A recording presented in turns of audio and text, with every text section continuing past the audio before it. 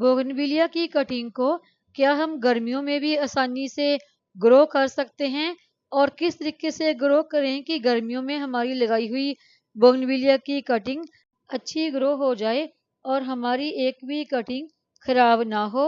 आज की हमारी वीडियो इसी के बारे में होने वाली है। नमस्कार दोस्तों, वंदना गार्डन में आप सबका स्वागत है। बोगनविलिया की कटिंग लगाने का सबसे बेस्ट टाइम होता है फरवरी का या बरसात का, या फिर आप इसे अक्टूबर या नवंबर के महीने में ग्रो कर सकते हैं। लेकिन देखिए, मुझे मई के महीने में ये बोगनविलिया की दो कटिंग मिली हैं।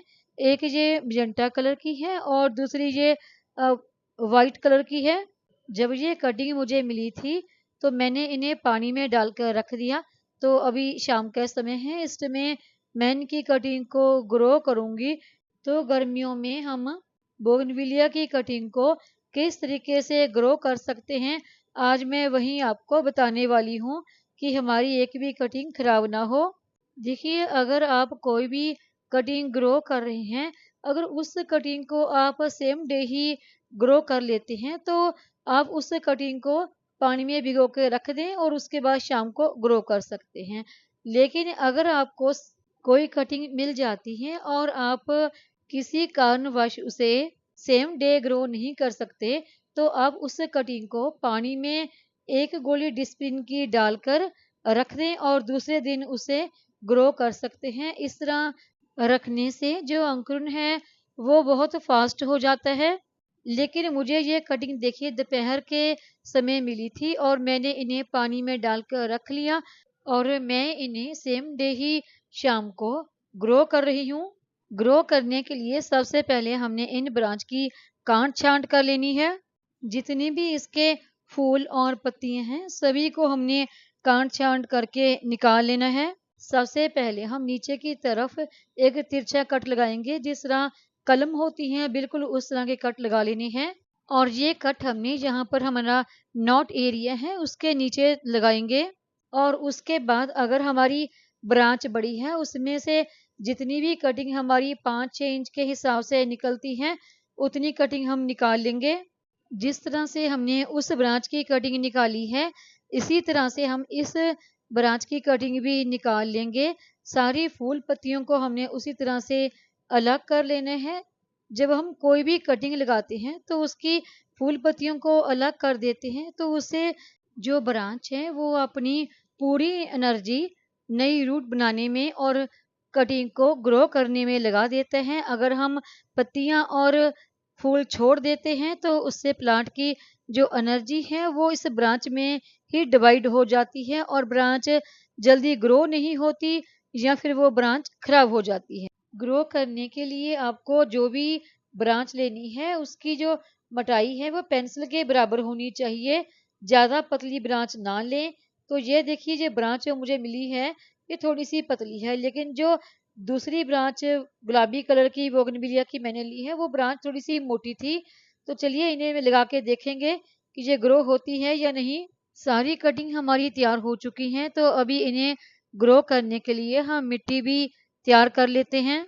इन कटिंग को ग्रो करने के लिए जो मैं मिट्टी इस्तेमाल कर रही हूँ वो मेरे गार्डन की ही पुरानी मिट्टी है। तो इस मिट्टी में रेत और कोकोपिट पहले से ही मिक्स है और इसमें मैंने ये गोबर की सड़ी पुरानी काली खाद ली है और यह फंगीसाइड और 1 चमचा मैंने हल्दी भी लिया है। अगर आप इसमें नीम खली का इस्तेमाल करना चाहें तो वो भी कर सकते हैं। अभी हम सभी को अच्छी तरह से मिक्स कर देंगे। अभी हम कटिंग को ग्रो करने के लिए गमला तैयार कर लेंगे। तो देखिए, मैंने कटिंग ग्रो करने के लिए ये प्लास्टिक का डिब्बा लिया है, वो इसलिए क्योंकि इन दिनों गर्मी बहुत ज़्यादा है। अगर हम मिट्टी के गमले में कटिंग ग्रो करते हैं तो उसमें पानी बहुत जल्दी सूख जाता है। अगर हमारी कटिंग की मिट्टी एक बार भी पूरी तरह से सूख जाती है तो हमारी कटिंग खराब हो जाती है। गमले में थोड़ी सी मिट्टी डाल लेने के बाद देखिए, जो मैं जो ब्रांच लगाने जा रही हूँ उसी की कुछ पत्तियां और फूल हैं वो मैं इसी गमले में डाल दूंगी। इस तरह डालने से एक तो जो पानी है वो पूरी तरह गमले में से बाहर नहीं निकलेगा, मॉइस्चर गमले में बना रहेगा। और गमले के ड्रेन होल का जरूर ध्यान रखें। ड्रेन होल बिल्कुल ठीक ठाक होना चाहिए। गमले में पानी रुकना नहीं चाहिए ज़्यादा। अगर ज़्यादा पानी रुका रहेगा तो उससे भी हमारी कटिंग खराब हो जाती है। फूल पत्तियां डाल लेने के बाद अभी हम गमले में मिट्टी भर लेंगे। अभी हम कटिंग को लगाएंगे। कटिंग को लगाने के लिए आप किसी भी रूट हार्मोन का इस्तेमाल कर सकते हैं। अगर आपके पास एलोवेरा है तो उसका भी इस्तेमाल कर सकते हैं, क्योंकि ये भी एक रूट हार्मोन का ही काम करता है। लेकिन मैं इसमें हल्दी का इस्तेमाल करूंगी। पहले मैं कटिंग को थोड़ा सा एलोवेरा में अच्छी तरह से डिप कर लूंगी, ताकि ये पूरी जेल है वो कटिंग के ऊपर लग जाए। फिर हम उस कटिंग पर हल्दी लगाकर अच्छी तरह से फिर इसे लगाएंगे मिट्टी में। एलोवेरा जेल और हल्दी दोनों ही रूट हार्मोन का काम करते हैं। अगर आप इन दोनों में किसी एक चीज का इस्तेमाल करना चाहें तो कर सकते हैं। मैंने यहाँ पर दोनों ही चीजों का इस्तेमाल इसलिए किया है ताकि एलोवेरा जेल अच्छी तरह से कटिंग में चिपक जाए और उसके ऊपर हल्दी, क्योंकि देखिए इन दिनों गर्मी बहुत ज़्यादा है। मैं नहीं चाहती कि मेरी कटिंग फेल हो जाए या मेरी किसी कटिंग को कोई फंगस वगैरह लग जाए। जो भी कटिंग आपने लगानी है उसे मिट्टी में अच्छी तरह से प्रेस करते हुए लगानी है। कम से कम 2 से 3 इंच तक मैं नीचे मिट्टी में दबा कर लगाऊंगी, ताकि कटिंग बिल्कुल भी हमारी हिले नहीं। अगर कटिंग लगाने के बाद हिल जाएगी तो हमारी कटिंग ग्रो नहीं होगी। एक कटिंग लगा लेने के बाद अभी हम दूसरी कटिंग लगाने की भी तैयारी करते हैं। कटिंग को लगाने के लिए गमले के ड्रेन होल को किसी गमले के टूटे हुए डिक्री से कवर कर दें। अगर आपके पास कोई दिया है तो उसे इस तरह से उल्टा करके रख दें, ताकि ड्रेन होल के ऊपर मिट्टी ना जमे और आपका ड्रेन होल बंद ना हो। और इस गमले को भी हम उसी तरह से भरेंगे जिस तरह से हमने पहले वाले गमले को भरा है। और जब भी आप कोई कटिंग ग्रो कर रहे हैं तो उसके लिए आपको बहुत बड़ा गमला लेने की जरूरत नहीं होती। कोई छोटा गमला भी आप कटिंग ग्रो करने के लिए ले सकते हैं। और इन कटिंग को भी हम जैसे हमने पहली कटिंग ग्रो की है सेम तरीके से ही ग्रो करेंगे।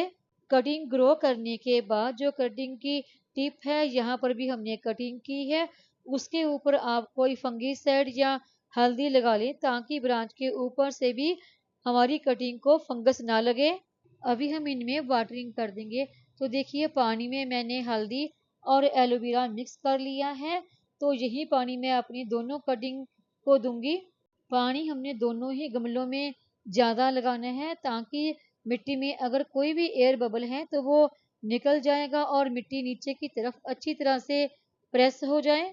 आज पानी लगाने के बाद दोबारा हमने तब पानी लगाना है जब गमले की मिट्टी सूख जाए, यानी इस मिट्टी को हमने ना तो बहुत ज़्यादा ड्राई करना है कि कटिंग खराब हो जाए, और ना ही ओवर वाटरिंग करनी है कि उससे भी प्लांट इसकी कटिंग की जो रूट है वो सड़ जाए। बस इतना पानी लगाना है कि गमले की मिट्टी में हमेशा मॉइस्चर बना रहे। इस कटिंग को लगाने के बाद हमने धूप में बिल्कुल भी नहीं रखना, लेकिन वहां पर रखना है यहाँ पर कम से कम रोशनी और हवा तो जरूर आती हो। जब ये मेरी दोनों ही तरह की बोगनविलिया की कटिंग ग्रो हो जाएगी तो मैं आपको इसका रिजल्ट जरूर दिखाऊंगी। उम्मीद है आपको ये आज की वीडियो पसंद आई होगी। वीडियो पसंद आई हो तो वीडियो को लाइक, सब्सक्राइब, शेयर और कमेंट जरूर करें। बेल आइकॉन को दबाएं ताकि मेरी आने वाली हर नई वीडियो का नोटिफिकेशन आपको मिलता रहे।